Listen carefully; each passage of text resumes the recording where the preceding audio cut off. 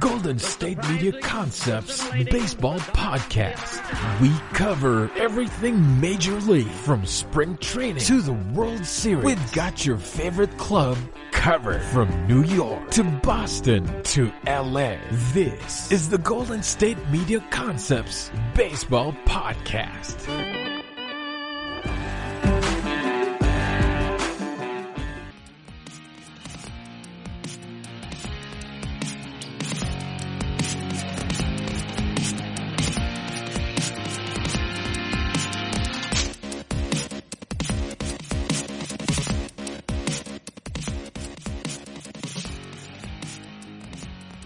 Hello and welcome in to another edition of the GSMC Baseball Podcast, brought to you by the GSMC Podcast Network. I'm your host, Kevin Mahalik, and today's episode is episode number 233 of the Baseball Podcast here on Monday, August 10th. Hopefully everybody had a fantastic weekend out there. I know I was able to get outside and enjoy the beautiful weather a couple of different times. That was a lot of fun, as well as watch the PGA Championship. The first major of the year in golf took place. It is currently winding down here as of time of recording, and there are quite a few gentlemen in contention at the top of the leaderboard. So it's going to be a fun one here all the way into Sunday night, as well as we got some AL Central action here.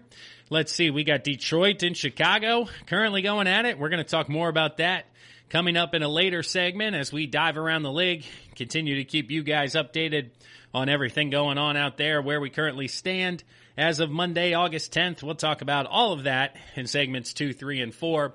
But before we dive into our news and notes segment here off the top, I want to ask you guys to do me a favor. Please rate and review the podcast on Apple Podcasts. Scroll down wherever you're listening on it. Hit the star all the way on the right-hand part of the screen.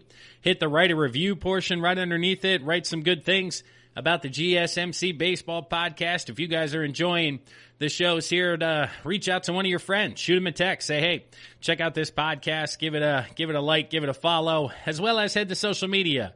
Facebook, GSMC Baseball Podcast. That's where you can stay up to date with all the latest news, notes, everything that's going on. And Twitter as well. How could I forget Twitter? Of course. Very active on Twitter. Twitter's a lot of fun. A lot of takes going around on there. So stay up to date. Follow everything GSMC Baseball, and we'll keep you guys in the know out there. But jumping right into the news and notes, the headlines portion of today's episode, right off the top here, Fernando Tatis Jr., he stays extremely hot as he hit a home run once again here during Sunday's action. That is now a home run in 4 straight games for Tatis. It also gives him 8 on the year, which ties him for the lead here in home runs as we stand. He is tied with Aaron Judge in that category. So Tatis leads the National League. They are one ahead of Nick Castellanos, who has 7. And Mitch Moreland has 6 for Tampa Bay. Everybody else, Boston. Mitch Moreland's in Boston now. And then there's a handful with 5 behind them. But Tatis Jr. and Judge at the top of the list with 8 home runs. And man, is this kid fun to watch. And if you don't find yourself watching a ton of baseball out there, you kind of stay up to date through the GSMC Baseball Podcast, that's fine. But if you do have a chance, check out the Padres next time they play. Just watch this kid in action. He made his debut last year, played in just about half a season, 84 games.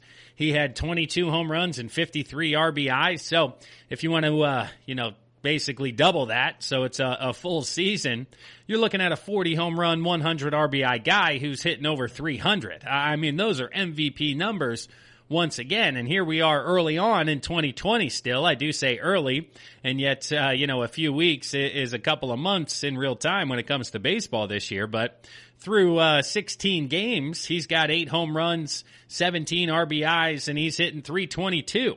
So he's just picked up right where he left off last year. It doesn't look like that he is going to be facing that sophomore slump. A lot of times kids come up and have a fantastic rookie year, and then major league pitchers are able to start to figure them out as the year goes on.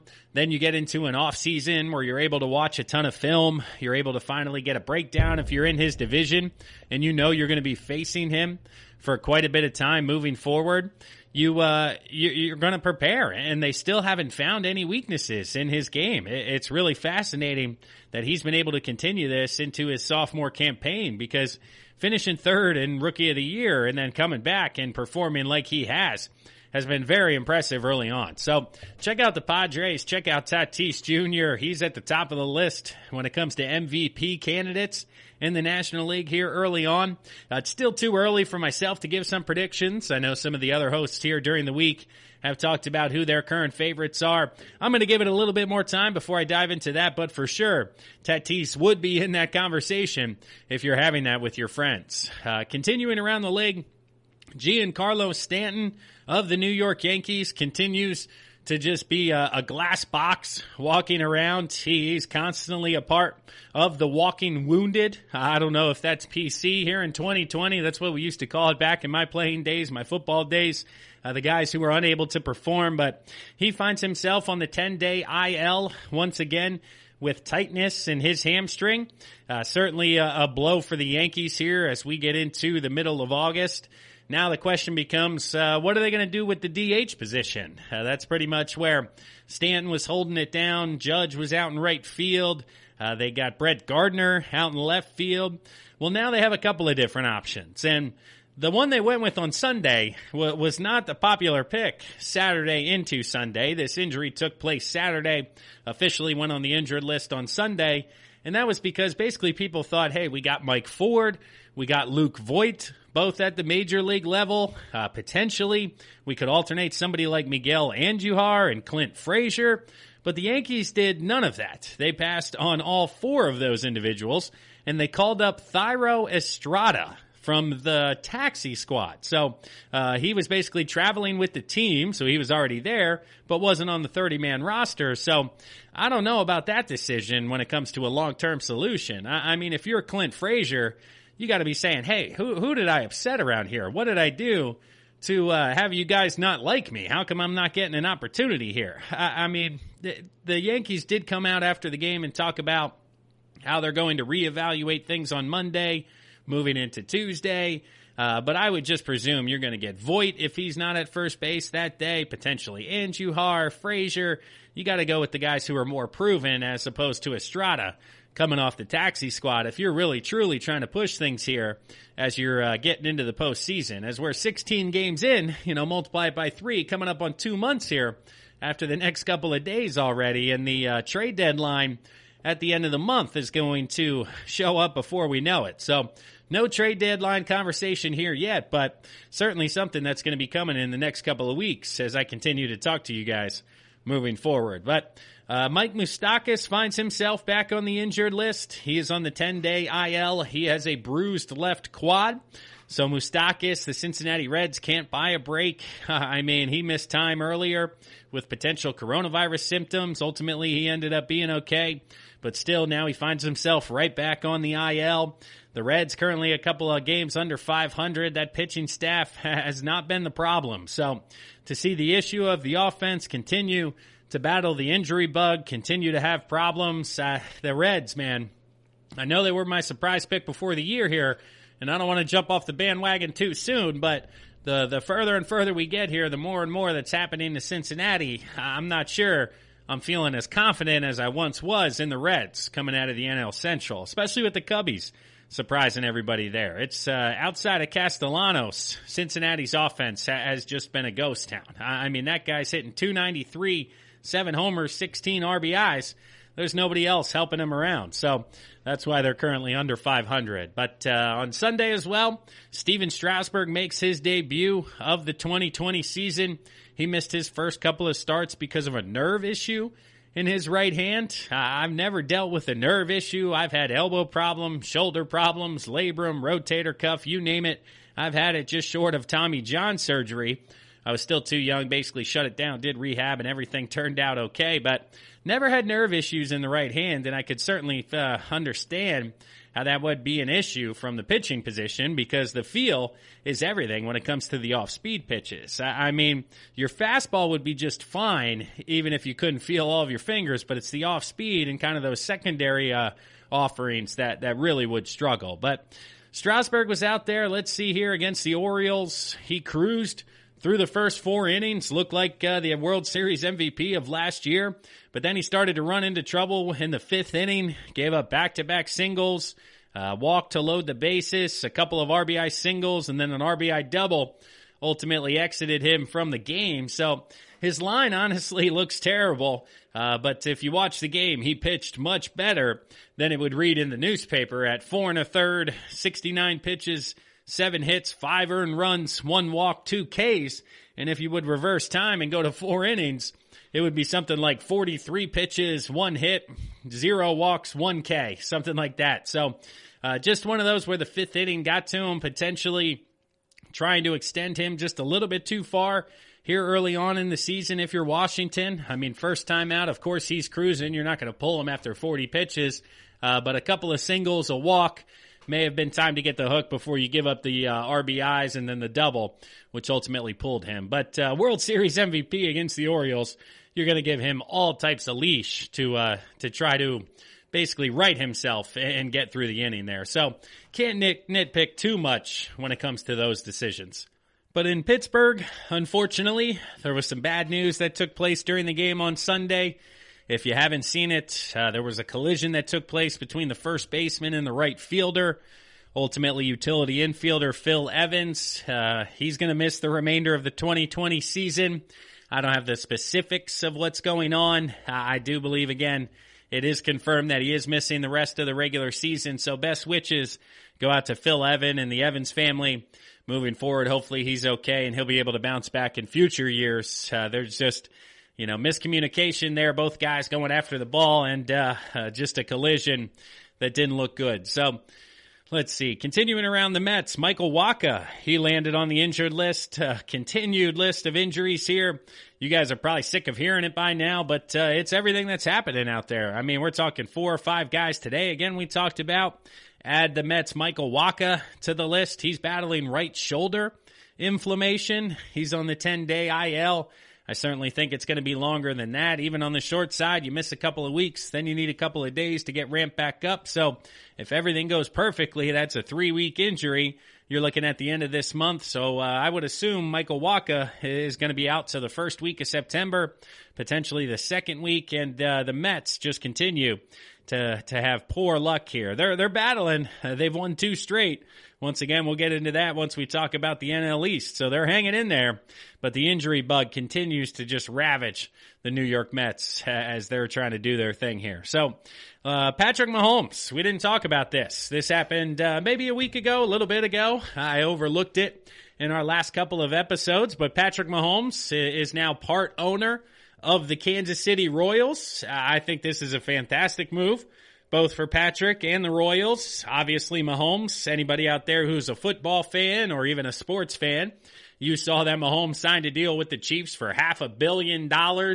And almost a week later, days later, found himself a minority owner with the Royals. Well, he knew this contract was coming, or a contract of the like was coming, and he came out and talked about the Royals acquisition or part ownership, and he basically said, this has been in the works for about a year. We've gone back and forth on the language, some of the details. Then, of course, coronavirus hits, which sets everything back. But this is something that we've been talking about for quite some time, and I'm finally glad that it was able to finally happen. So even before he got the huge contract, he had interest in becoming owners of a baseball team, and that's because his old man played baseball in the big leagues for a decade. He grew up in the clubhouse. He grew up in the atmosphere. He understands the culture of baseball and how the longevity of your career as well as your post-career in baseball, if you're a part owner, you can find yourself certainly involved for quite some time. And that's what Mahomes said. He said he's a lifer in sports, and he thinks this is a fantastic transition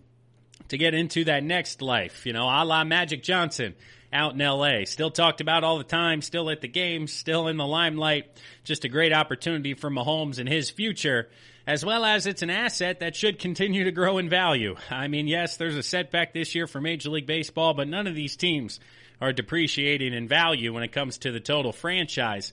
So a positive move for Mahomes. Wrapping things up here, the Cardinals, they continue to wait to play games. They should be back in action this Tuesday against the Pirates. Over the weekend, their manager came out and said they've had a couple of individuals have to visit the emergency room.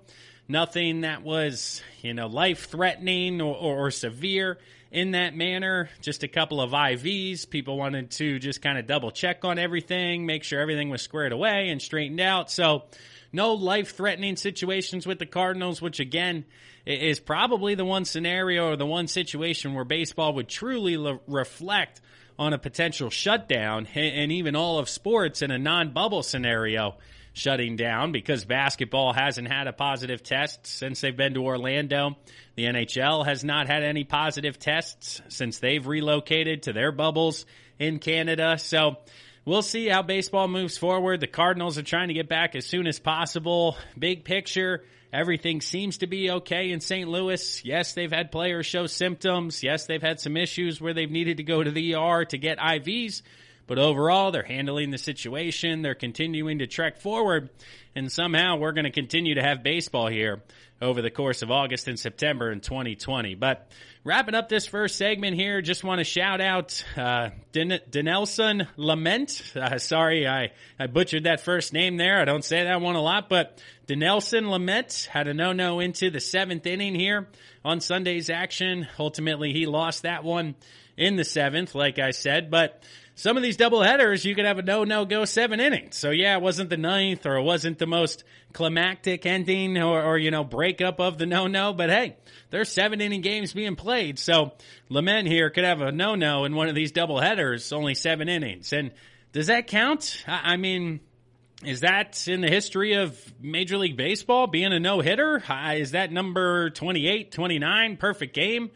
Whatever it would be, oh man, that's a tough conversation to have. And I believe it would. I believe it would be an asterisk, 7 innings behind it. I know you've had no hitters, perfect games, go into extras and not count. So if you have one 7 innings that does, oh man, you could certainly find some arguments from some veterans, not veterans, but some retired players like Pedro Martinez, Randy Johnson, some of these guys looking back on some of their accomplishments that we talked about back in March and April when we were talking about anything and everything baseball that we could come up with. So 7 inning no-hitters, it didn't happen today. The Phillies and Braves had a doubleheader, 7 innings. Neither one of those really shut down performances from either rotation. But, man, that'll be fascinating to see if we ultimately get a no-no and it does happen in a short game. How will everybody respond? I'm curious. How would you respond? Let us know. Head to Facebook, Twitter, give us some feedback. Write it in the comments on Apple Podcast.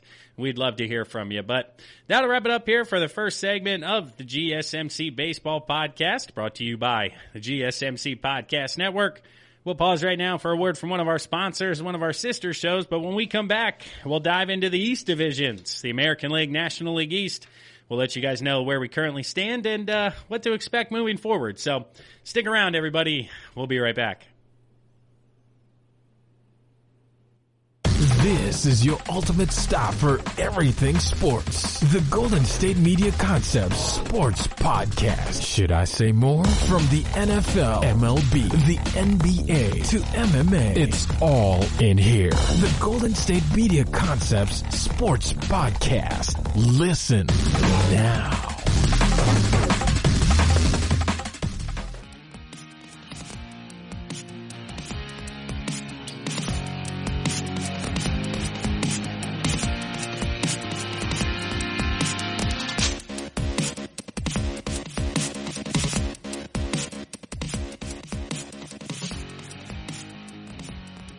Welcome back, everybody, and thanks for listening to today's episode of the GSMC Baseball Podcast, brought to you by the GSMC Podcast Network. I'm your host, Kevin Mahalik. Today's Monday, August 10th, and we're going all around Major League Baseball here. We talked about news and notes off the top of today's episode. Now we're getting right into this week's action, the games going on, what happened out there.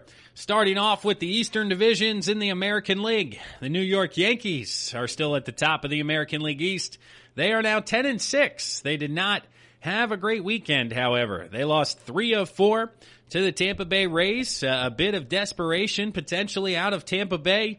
New York not able to match the energy of the Rays. They also had the injury to Giancarlo Stanton, which we talked about in the top of today's episode, which certainly is setting them back because he had 3 home runs and is hitting .293. He looked really good here through the early on. But this offense continues to be led by the likes of DJ LeMahieu He's hitting .397. He continues to just crush everything in sight. I mean, when the Yankees were in Philadelphia here playing the Phillies, he hit an opposite field home run that looked like a standard fly ball to right field, and then it carried into the third row. It was impressive to watch, certainly from LeMahieu at the top of the lineup. You also have Aaron Judge with 8 home runs, like we touched on, leading the American League, tied for the Major League lead in home runs at 8. He's hitting .283 early on. Gleyber Torres and Gary Sanchez continue to struggle. Torres hitting $157, Sanchez hitting .103. He has 22 strikeouts and 39 at-bats. So it's not only Sanchez not getting hits, he's really struggling to put the ball in play. And on the pitching side of things, Garrett Cole, he was the lone victor this weekend for the pitching staff. He improved to 3-0 in 4 games started. He's got a 3.22 ERA in 22 innings. Let's see. The rest of the staff, though, man, it is a struggle. James Paxton, 7.84 ERA. Michael King, 7.59. Jordan Montgomery, 5.59. J.A. Happ, 10.29. It's the pitching in New York that's going to hold them back, ultimately, if they don't win the World Series this year. And as it's Sunday night here watching Shane Bieber pitch for the Indians, potentially the best pitcher in baseball. He did give up a home run to Abreu as we're recording here Sunday night. But it's one of these where I'm watching New York. I'm watching some of these other teams and how pitching tends to win in October.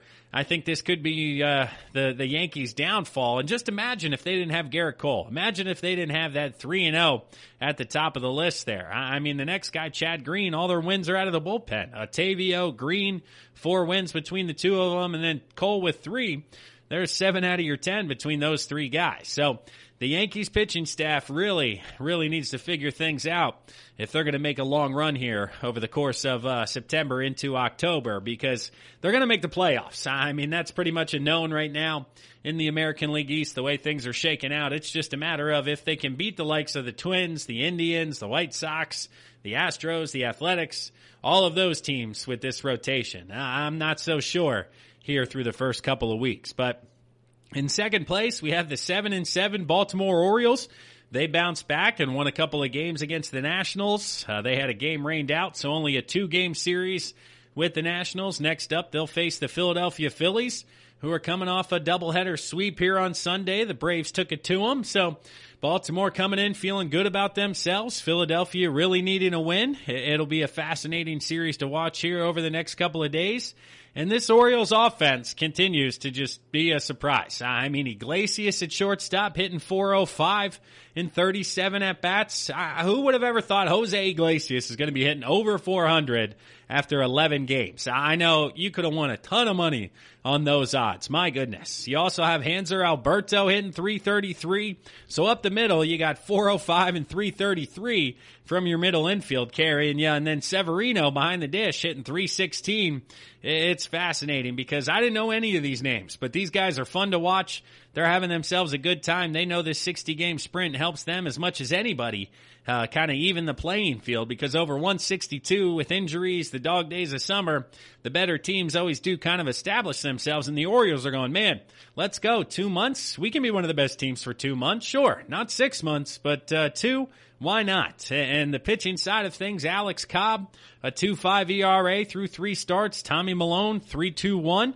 Those 2 guys have been effective on the mound, but it's really been by committee here with no guy throwing over 14 innings, even through 3 starts. It's been kind of fascinating to watch Baltimore manage the pitching staff. And the Tampa Bay Rays, like we said, took 3 or 4 out of the Yankees. That was big for them to get right back into things. They are now 8-8 early on in the year, find themselves firmly in second place, tied with the Orioles. Brandon Lowe has picked things up offensively. He's hitting .275 with 3 home runs and 10 RBIs. He's being joined by Jose Martinez hitting .268 as the top guys, but this offense still very much struggling. I mean, Hunter Renfroe hitting $159, Kiermaier hitting .171. It is just one of those things down in Tampa. They can't get this offense rolling. The pitching staff, they're starting to come around because these numbers were higher the last time we talked, but Morton, Glasnow, Beeks, and Richards still have ERAs over 5. So to be 8-8 with the way this box score reads, both offensively and defensively, honestly, I think if you're a Rays fan, you got to take that at this point. It has not been a nice start down in Tampa. And to be 500, okay, let's figure things out. Let's get there. We can catch the Yankees. We're only 2 games back, and we haven't even played good baseball yet. So Tampa's going to have a shot. They're going to face the Yankees again here coming up. They now said, hey, we can win against the best in this division. Let's go, and we'll see if this is kind of a springboard into the rest of 2020.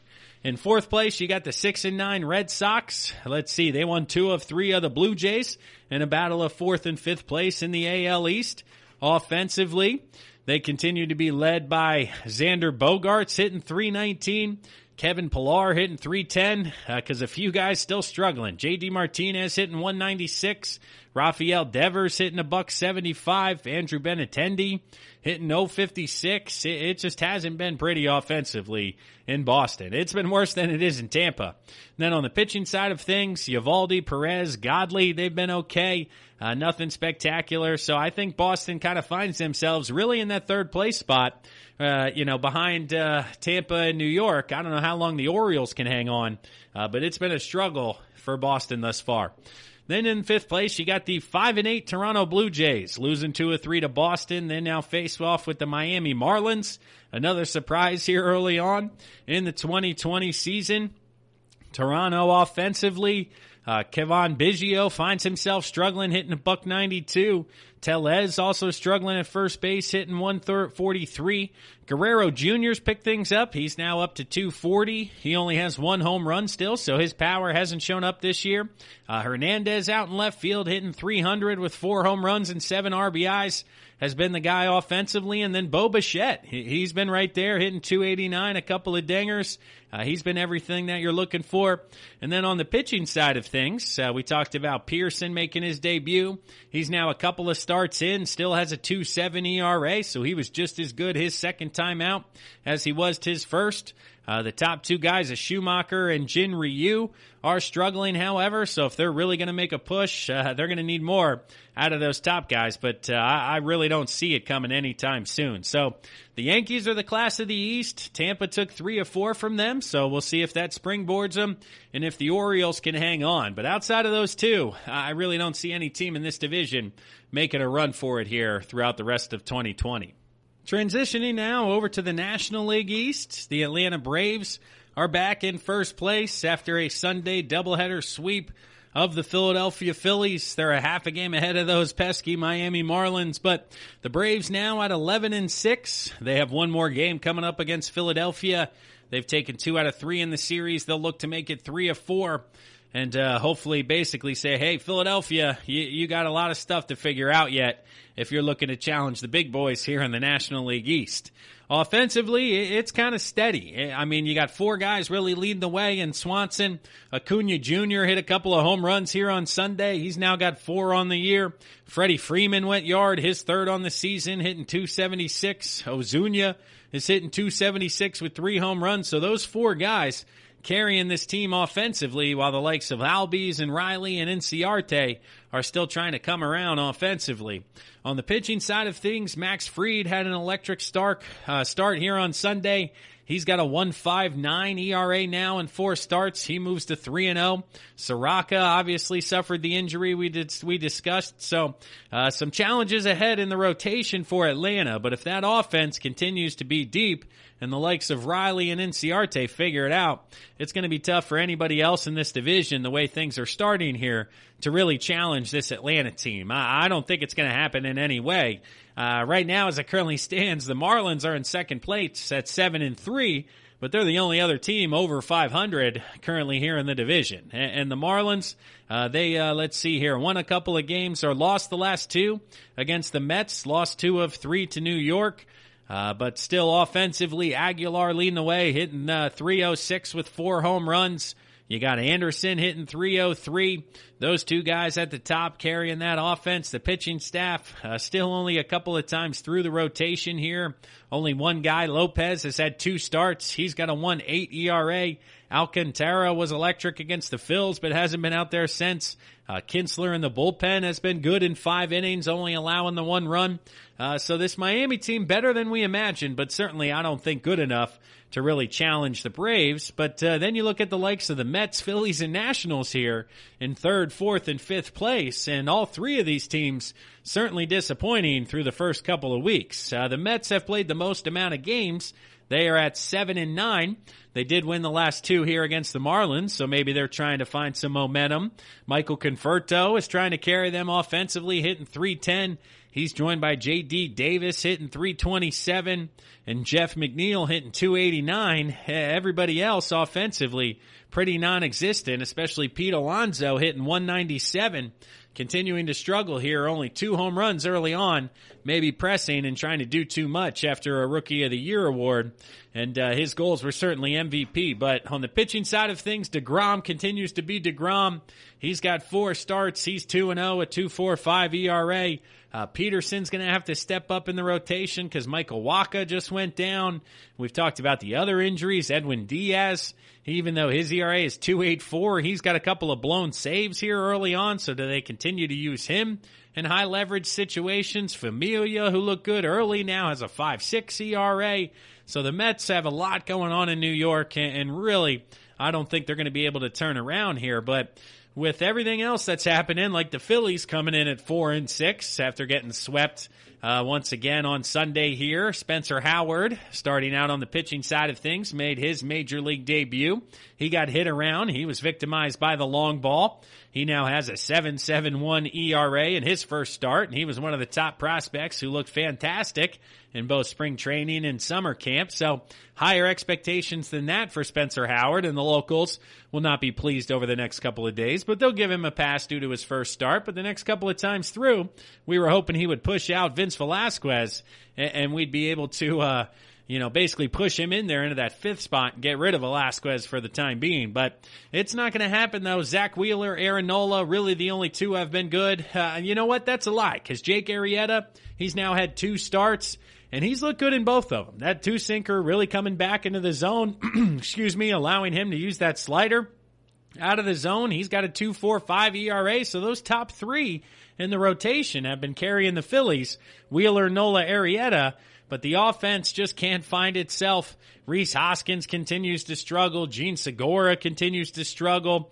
Let's see. Adam Hazley, he's doing well. But who am I thinking of? Gosh, the second baseman. He's Scott Kingery. There it is. He's hitting .097. I'm trying to just get it out of my mind. That's why I couldn't pull it up for you guys. But those 3 guys are hitting 172, 172, and .097. So how long do you wait for Alec Baum? How long do you wait for the top overall prospect in your entire organization to come up and replace one of these guys? Is it going to be first base straight up for Hoskins? I don't know. Do you go to 3rd, try to move Segura, or do you go to Segura to 2nd, put him at 3rd? Is he a 3rd baseman? A ton of questions, and Joe Girardi was asked about it and basically said he wants that Baum to play every day once he gets here and not plug and play. So if that situation doesn't present itself, you can look for Baum to continue to get his at-bats in AAA, the quote-unquote taxi squad down there in Philadelphia. But the Phillies wrap up the 4-game set. They'll look to get a split from the Braves and kind of stabilize themselves at 5-6 because they've played the Yankees and Braves, and yes, the Marlins, who they lost 2 out of 3. But you come out of those 3 at 5-6, you can kind of exhale knowing some of the competition that is ahead playing the other AL East and NL East opponents. The 5th place team here, a surprise in the basement. The Washington Nationals at 4-7. Once again, losing the last couple to the Orioles. Certainly Nationals fans cannot be pleased with that. Offensively, Trey Turner continues to struggle. Adam Eaton has been struggling early on. Juan Soto in 3 games is hitting .364, so he's jumped right back into it since his coronavirus hit early on, but still only playing this weekend. He can only do so much. Him and Starlin Castro are the only guys performing. And we talked about Strasburg's start, his first one of the year in the top of the episode. Max Scherzer, 3.29 ERA, but he's currently on the injured list Moving forward, Patrick Corbin, a 3.0 ERA. So the Nationals dealing with injuries, dealing with problems. Coming off that World Series run, you typically see it due to a late October into the next year. We thought with that extra layoff and the 3 months for the coronavirus that it may not take place. But unfortunately, Nationals just seem to be in a little bit of a funk here. But that'll wrap things up for the second segment of the GSMC Baseball Podcast, brought to you by the GSMC Podcast Network. I'm your host, Kevin Mahalik. We're going to pause right now for a word from one of our sponsors and one of our sister shows. But when we come back, we're going to talk about the American League and National League Central. It's going to be a lot of fun, everybody. Stick around. Tired of searching the vast jungle of podcasts? Now listen close and hear this out. There's a podcast network that covers just about everything that you've been searching. Hey! The Golden State Media Concepts Podcast Network is here. Nothing less than a podcast bliss with endless hours of podcast coverage. From news, sports, music, fashion, cooking, entertainment, fantasy, football, and so much more. So stop lurking around and go straight out to the Golden State Media Concepts Podcast Network. Guaranteed to fill that podcast itch. Whatever it may be. Visit us at www.gsmcpodcast.com. Follow us on Facebook and Twitter, and download us on iTunes, SoundCloud, and Google Play.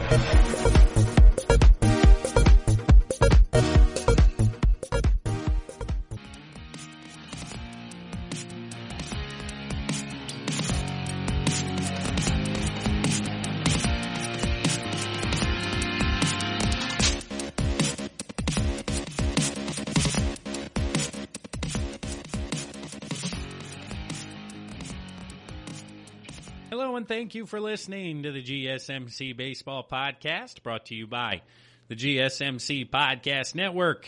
This is episode 233 of the Baseball Podcast here on Monday, August 10th. I am Kevin Mahalik.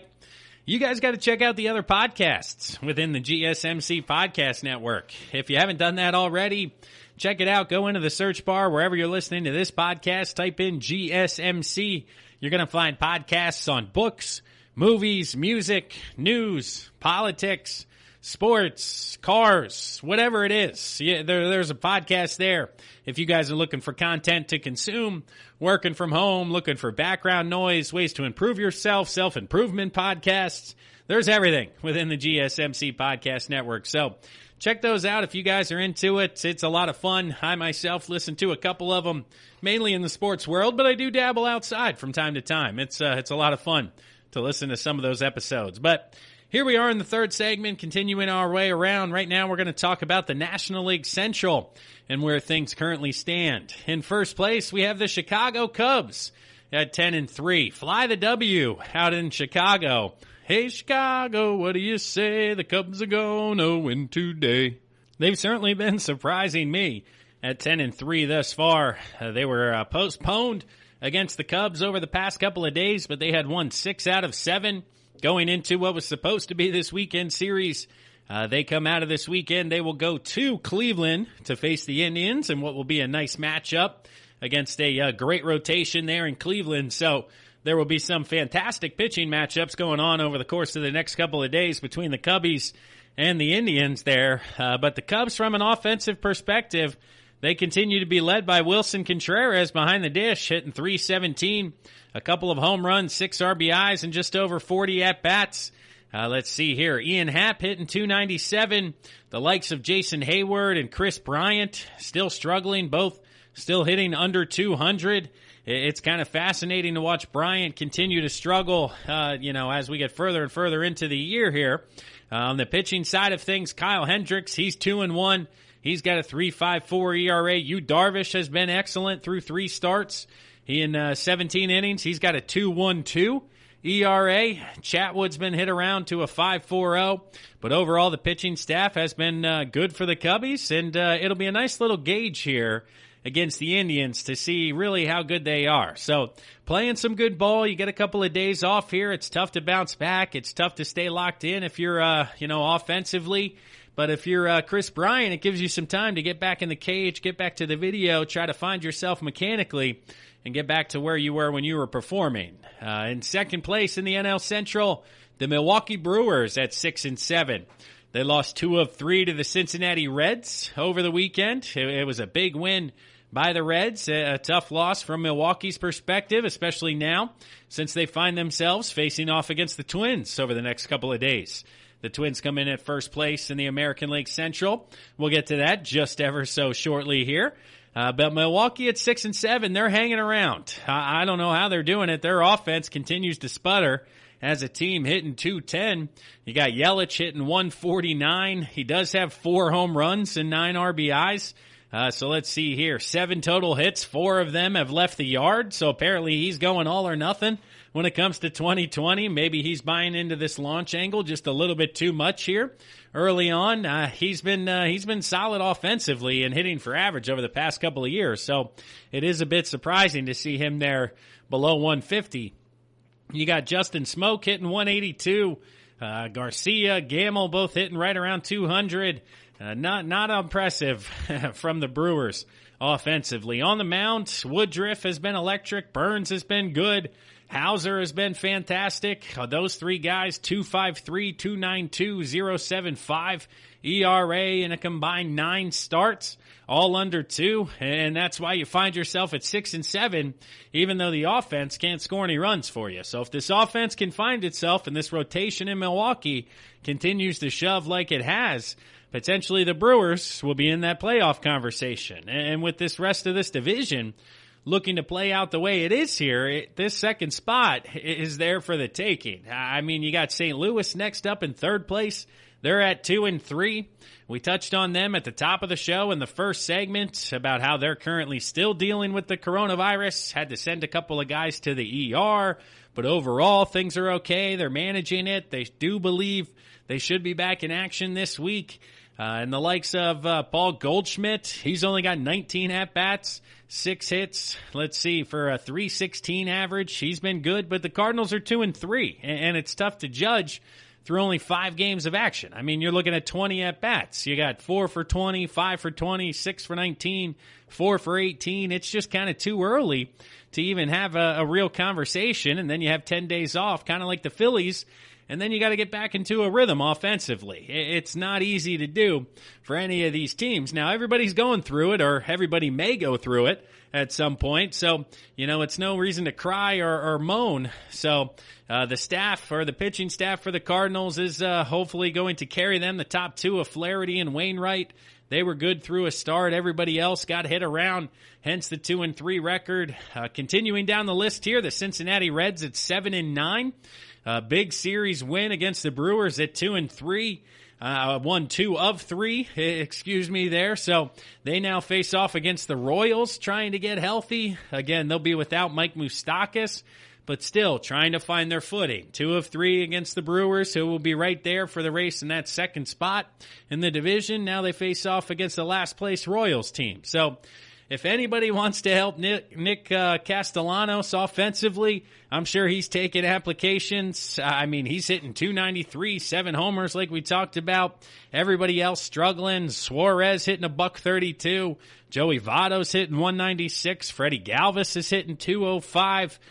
Nobody else wants to help Castellanos. He's carried them to this 7-9 record along with the pitching staff, because Sonny Gray, 2.25 ERA in 4 starts. Trevor Bauer, .93 in 3 starts. Those 2 guys clearly carrying the rotation. Luis Castillo, he's been hit around a bit to a .475 through 3 starts. But, ultimately that's one of the reasons why I think they should be able to jump the Brewers and the Cardinals, depending on the top 2 and their staff and their offense, in the mix for that number 2 spot. Because in the basement in the NL Central, you got the Pittsburgh Pirates.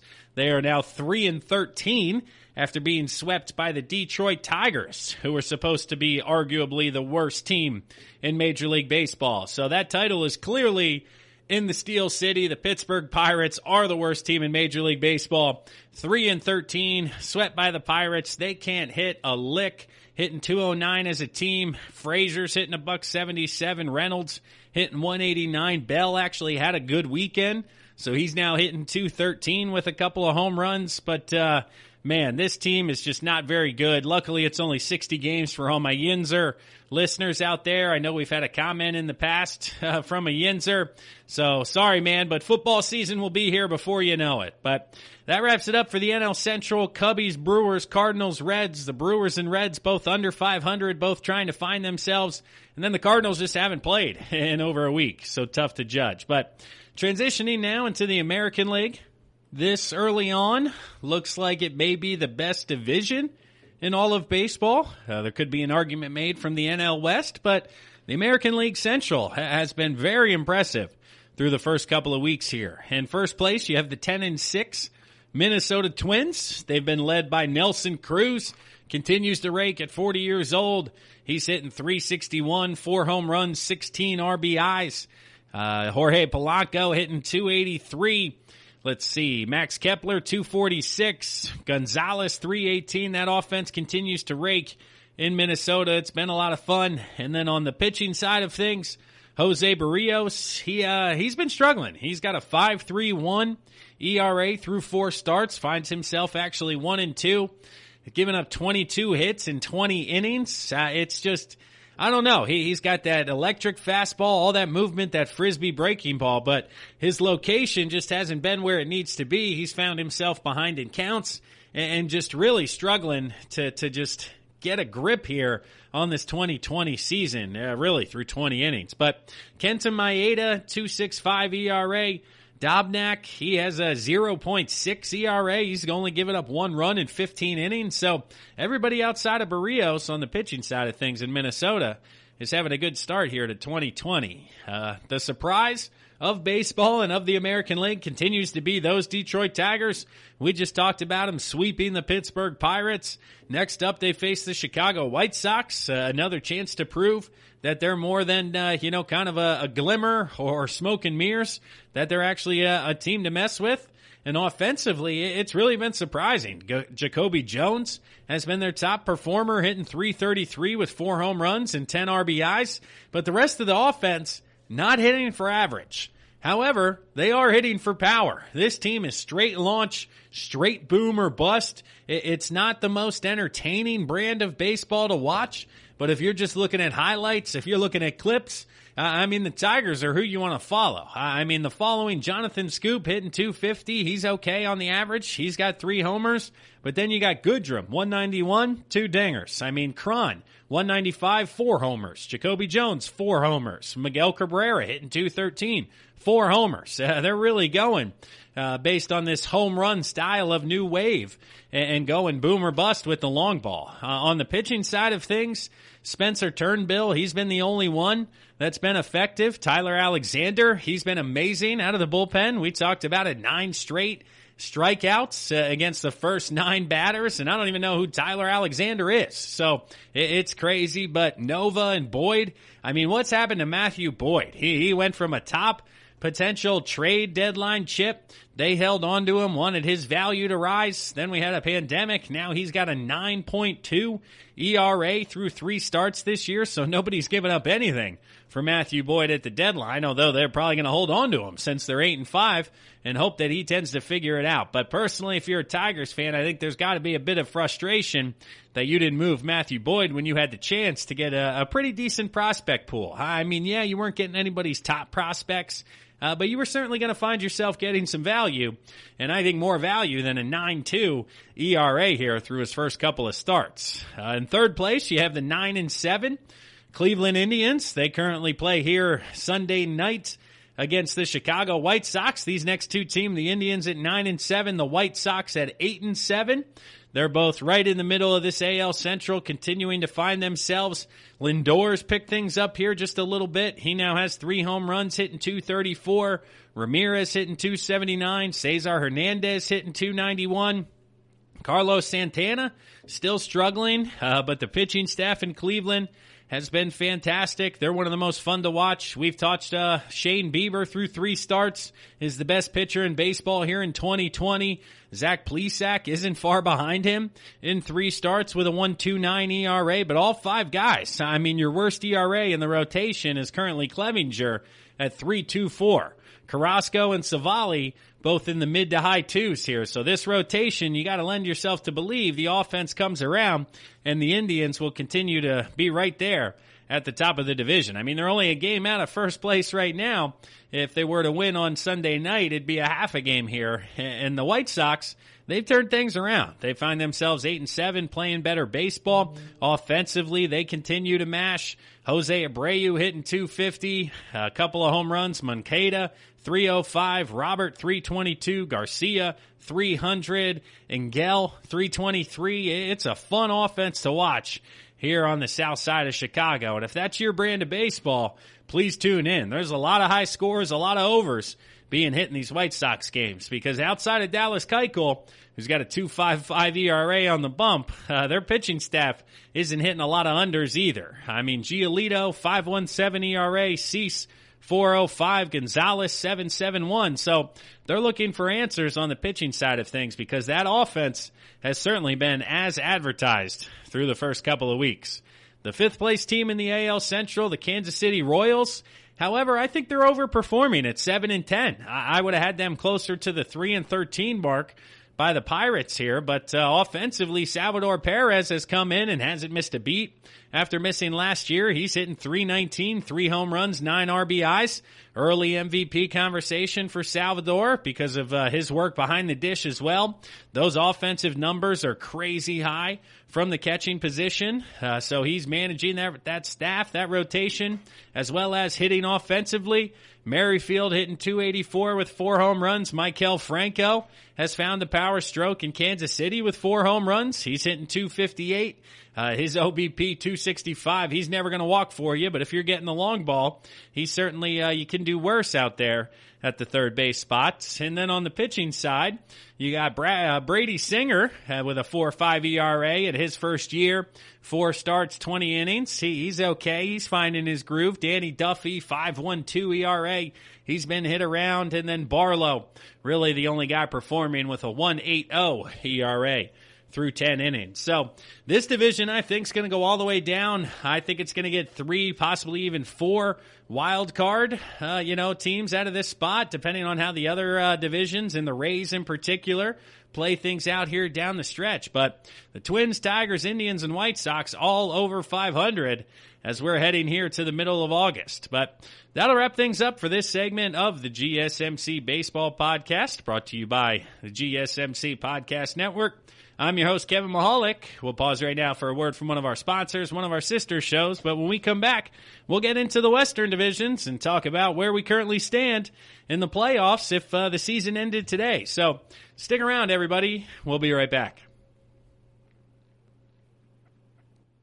Want to know the latest in soccer? Then listen to the Golden State Media Concepts Soccer Podcast. From MLS, the World Cup, and the Premier League, we've got you covered. The latest updates, the hottest matches, and news on the league's top players. It's the Golden State Media Concepts Soccer Podcast. David Beckham scores the goal to take England all the way to the World Cup finals.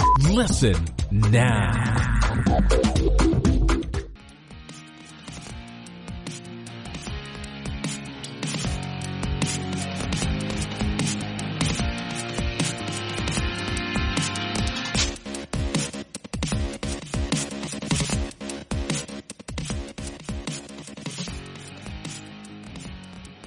Hello, and thanks once again for listening to today's episode of the GSMC Baseball Podcast, brought to you by the GSMC Podcast Network. I'm your host, Kevin Mahalik. This is episode number 233 of the Baseball Podcast here on Monday, August 10th. I appreciate everybody listening in today. And we're wrapping up today's episode talking about the Western divisions, and there were fireworks that took place here on Sunday out in Oakland. We had a benches clearing brawl between the A's and the Astros. Ramon Laureano for the Athletics got hit with a pitch, started having words with the pitcher, the first baseman, first base coach, and then specifically the hitting coach out of the dugout in Houston was barking at Lariano. He wasn't having it. He stormed right at him. He got taken down by Astros players before he could get there. It really didn't turn out to be one of the better brawls, or even Amir Garrett-like last year for the Reds and Pirates. That was one of the best brawls in the history of baseball. But just to see this take place, I mean, both face masks down around the neck. Certainly nobody was covered. You could hear the umpires screaming, "Get back in the dugout, get back in the dugout," because there's no fans. You could hear the communication down there on the field. But all of this, of course, stems from the sign stealing scandal. Mike Fiers was the whistleblower after he left Houston. He is now in Oakland.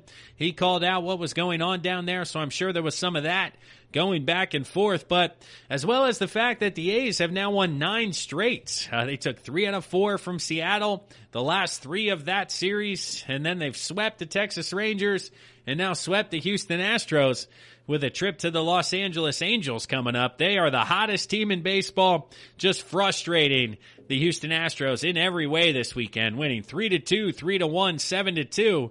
Houston could not get anything going. And Oakland is led offensively by Lariano, who we just talked about, hitting .278 with 3 home runs. Matt Olson has 5 home runs and 13 RBIs. He's really been boom or bust because he's only hitting $164. So similarly to Yelich, these guys not hitting for average anymore. Do have 5 home runs and 13 RBIs, however. You also have Chapman at third base with 4 home runs, hitting .246. So the standard cast of crew out there at Oakland carrying the fort down. And if you're looking at the pitching side of things, you're looking at Frankie Montas with a 1.57 ERA. He's 2-1 in 4 starts. Luzardo, 2.6 ERA in 2 starts. Then you got Bassett with a 1.08 in 3 starts. So the pitching staff is certainly the reason as to why you can win 9 in a row.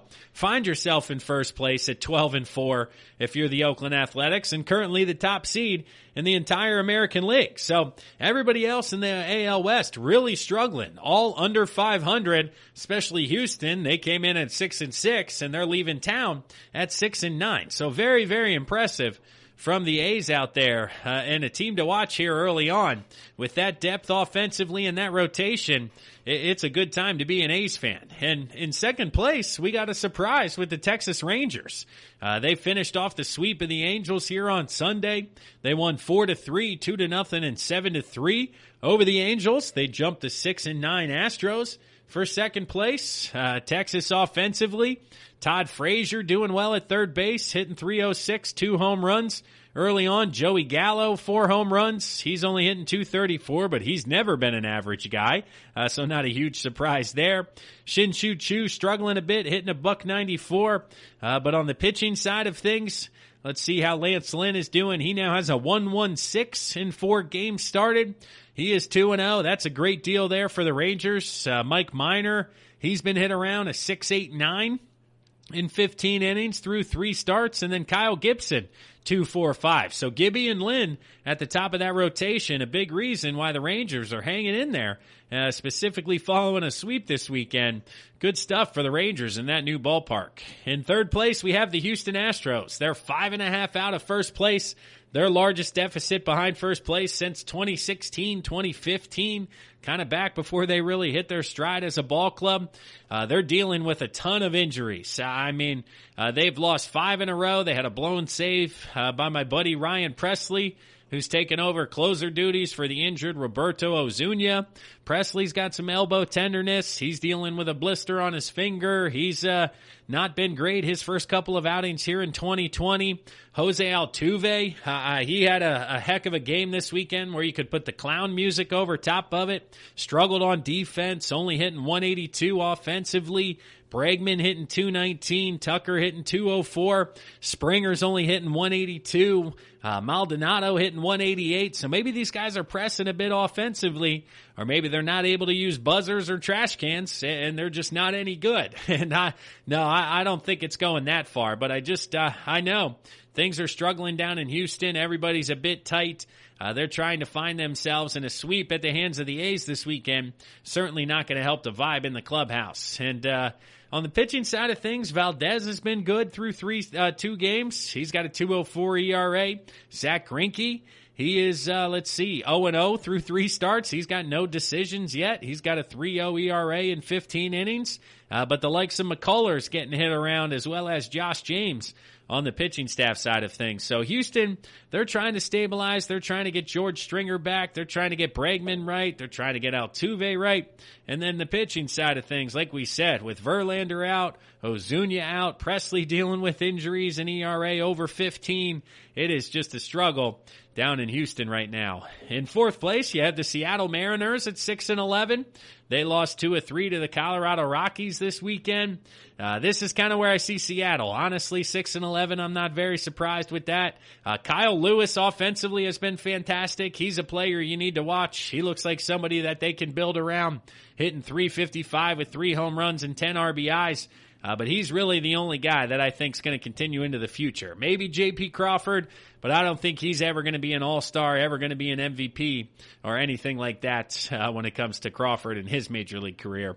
And then in the basement of this division, a surprise certainly to myself, the Los Angeles Angels at 5-11. I know we have the Shohei Ohtani injury to deal with from the pitching side of things, but getting swept by the Texas Rangers just shows me that this club is worse than I thought. And it's a shame because Mike Trout returning from maternity leave or paternity leave and jumping right back into things. 5 home runs, hitting .286, 11 RBIs. He just can't get any help.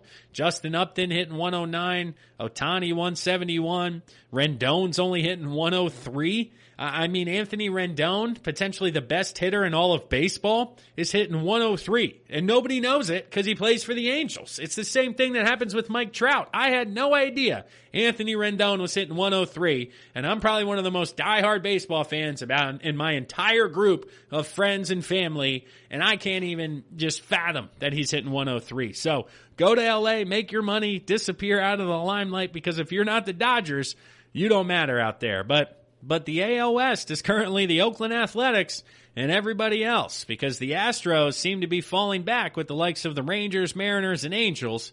Ultimately, I do think they stabilize themselves and find second place to qualify for the playoffs in Houston. But early on, there's definitely some turmoil. Transitioning now into the National League West, of course, at the top of the division, we have the Colorado Rockies, because that's what everybody thought was going to happen through the first month of the season or the first couple of weeks here. The Rockies continue to play good baseball. They took 2 of 3 from the Seattle Mariners this weekend. Next up, they have the Arizona Diamondbacks. It's just a fascinating team there in Colorado. I mean, your batting average leader, Charlie Blackmon, the guy's hitting .458. It's crazy to think about that average here, .458. I haven't gotten into the .400 chase yet, kind of like the MVP conversation. I think it's just a bit early to dive into some of those stories, but .458 here through 59 at-bats is just fantastic for Charlie Blackmon. Trevor Story, 5 home runs. Arenado, 3 home runs, even though he's only hitting 185. So imagine if he gets going offensively, what this team could potentially find themselves and what position they could be in.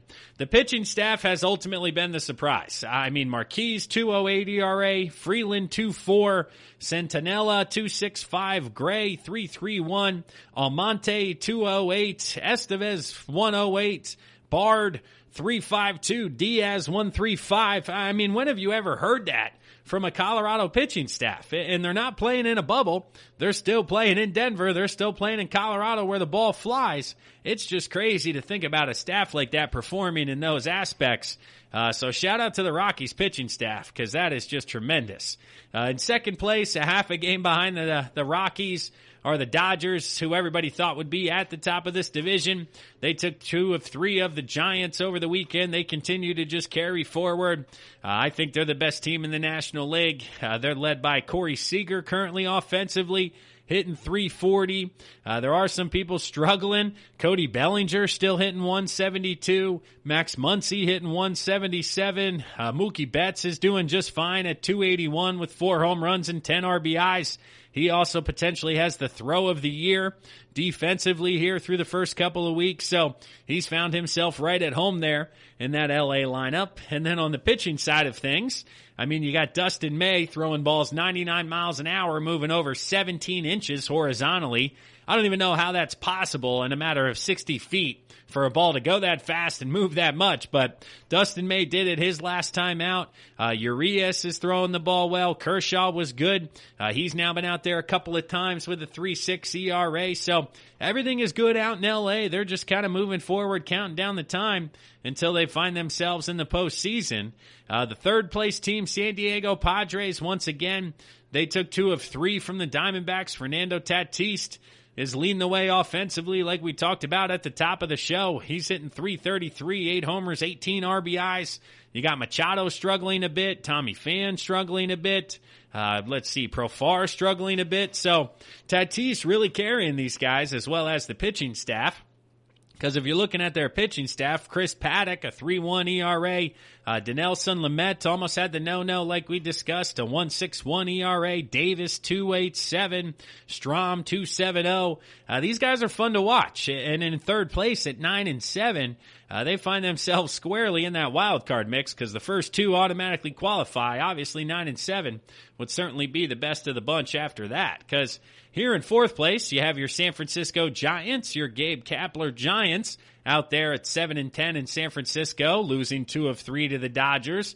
Like we spoke about, it's an up and down ride for the Giants. It really is. Offensively, Solano hitting .455. He's at the top of the list when it comes to average through 15 games and 55 at bats. Yastrzemski has been fantastic. He's right up there when it comes to MVP conversation, hitting .322 with 4 home runs and 12 RBIs.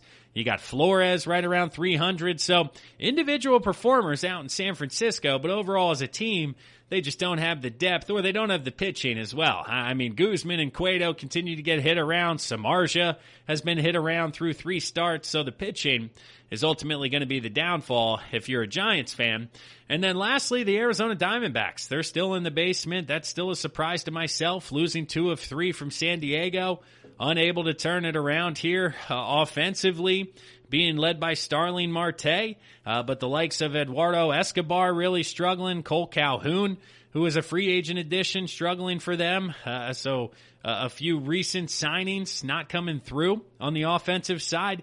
On a pitching perspective, you got Merrill Kelly performing, but Bumgarner's got a 9.35 ERA. I feel a bit justification on that. I know we talked about it in months past. We were watching the simulation. How's everybody doing? All the smart computers, supercomputers had Bumgarner at the top of the list, low ERA, high wins. I'm going, I don't know about that. So 9.35, kind of where I had things. And then Robbie Ray, a surprise at 9.45. So Bumgarner and Ray, 2 of your top starters going into the year. If you're a Diamondbacks fan, both with ERAs over 9 is not what you're looking for. But wrapping up today's episode, looking at the current playoff standings. If the season were to end today, in the American League, you got the Athletics in the 1 spot. You have the Twins and Yankees at 2 and 3. And then your next 3 are your second place divisional records. Your Tigers would be the 4 seed. Baltimore would be 5th. The Texas Rangers would be 6th.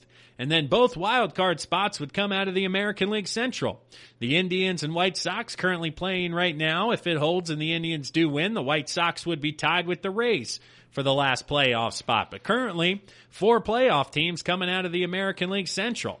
If you're looking at the National League here, you got the Atlanta Braves. No, let's see, the Rockies, the number 1 seed at 11-4, or the Cubbies. Man, I can't even break it down. Everybody's off on games. Let's go to winning percentage. Here we go.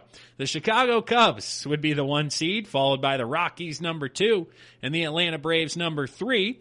You're then looking at second place teams. You would find yourself with the Miami Marlins, the LA Dodgers, and the Milwaukee Brewers at 6 and 7 would be the 6th seed. And then your 7 and 8 spot, 7, the San Diego Padres. And then you got an under 500 team coming in here.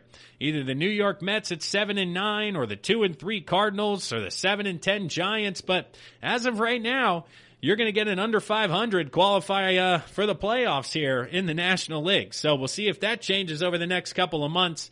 I know Major League Baseball, that's not what they had intended when they expanded the playoffs.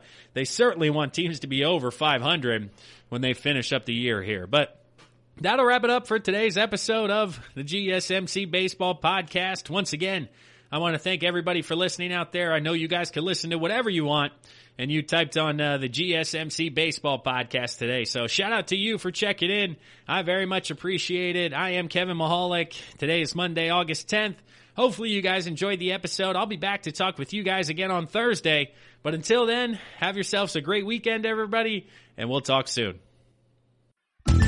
You've been listening to the Golden State Media Concepts Baseball Podcast, part of the Golden State Media Concepts Podcast Network. You can find this show and others like it at www.gsmcpodcast.com. Download our podcast on iTunes, Stitcher, SoundCloud, and Google Play. Just type in GSMC to find all the shows from the Golden State Media Concepts Podcast Network, from movies to music, from sports to entertainment, and even weird news. You can also follow us on Twitter and on Facebook.